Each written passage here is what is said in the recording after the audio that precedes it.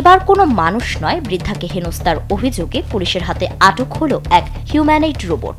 শুনতে অবিশ্বাস্য লাগলেও ঠিক এমন ঘটনাই ঘটেছে চীনের ম্যাকাওতে। আর সেই ঘটনার ভিডিও ছড়িয়ে পড়তেই সামাজিক যোগাযোগ মাধ্যম জুড়ে শুরু হয়েছে তুমুল আলোচনা। জানা গেছে ৭০ বছর বয়সী এক বৃদ্ধা ফুটপাত দিয়ে হাঁটতে হাঁটতে মোবাইলে ব্যস্ত ছিলেন। ঠিক সেই সময় তার পেছনে নিঃশব্দে এসে দাঁড়ায় একটি হিউম্যানয়েড রোবট।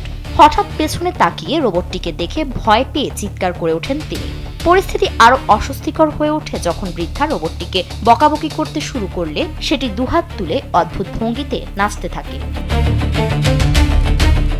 ঘটনাটি মুহূর্তেই আশেপাশের মানুষের নজর কাড়ে। পথচারীরা সেখানে ভিড় জমাতে শুরু করেন। পরে বৃদ্ধা অভিযোগ করেন রোবটটির আচরণে তিনি আতঙ্কিত হয়ে পড়েছেন।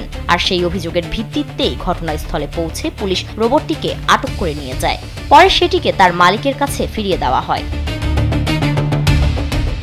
ভাইরাল হওয়া ভিডিওতে দেখা যায় বৃদ্ধা ক্ষুব্ধ কণ্ঠে রোবটটিকে বলছেন, তুমি কি পাগল? আমার তো হৃদকম্পন বেড়ে গেল। এভাবে মানুষকে ভয় দেখাচ্ছ কেন? আর তার কথার মাঝেই রোবটটিকে হাত তুলে অদ্ভুত ভঙ্গিতে নাচতে দেখা যায়। স্থানীয় সংবাদ মাধ্যম জানিয়েছে ৪ ফুট উচ্চতার রোবটটি ছিল ইউনিট্রি G1 মডেলের। শিক্ষামূলক কাজে ব্যবহারের জন্য ৫০ বছর বয়সী এক ব্যক্তি এটি তৈরি করেছিলেন। স্থানীয় একটি শিক্ষা প্রতিষ্ঠানের পক্ষ থেকে রোবটটির পরীক্ষা চালানো হচ্ছিল। এদিকে পুরো ঘটনাটি সামাজিক যোগাযোগ মাধ্যমে ছড়িয়ে পড়ার পর মিশ্র প্রতিক্রিয়া দেখা গেছে। কেউ বিষয়টিকে মজার ঘটনা হিসেবে দেখছেন, আবার কেউ প্রযুক্তির অতিরিক্ত ব্যবহার নিয়ে উদ্বেগ প্রকাশ করেছেন। অনেকেই হাস্যরস করে লিখেছেন, এবার তাহলে রোবটও গ্রেফতার হচ্ছে। ফারিন রহমান প্রীতি, কালবেলা।